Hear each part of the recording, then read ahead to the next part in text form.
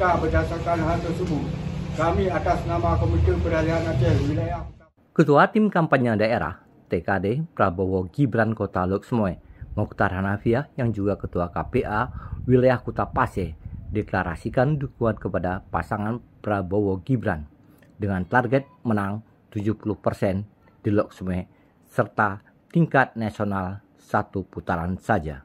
Abdel sapaan akrab Mokhtar Hanafiah bahkan akan melakukan berbagai cara untuk memenangkan capres nomor urut 2. Hal ini disampaikan di depan sejumlah media pada Minggu 28 Januari 2024 lalu. Target 70% Prabowo harus menang.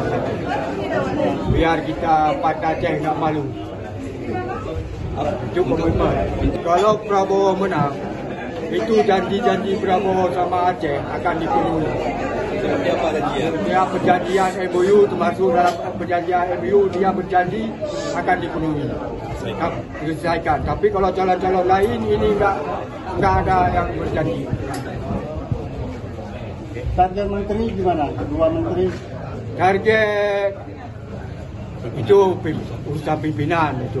Kalau orang Aceh 70% menang, itu kemungkinan adalah orang Aceh di target 2 menteri atau duta besar di Arab Saudi, duta besar di Malaysia. Amin.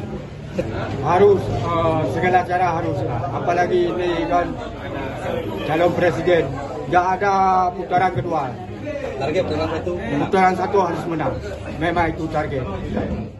Dari Lok Sumoy, Dene Mutadi melaporkan untuk Puja TV Aceh.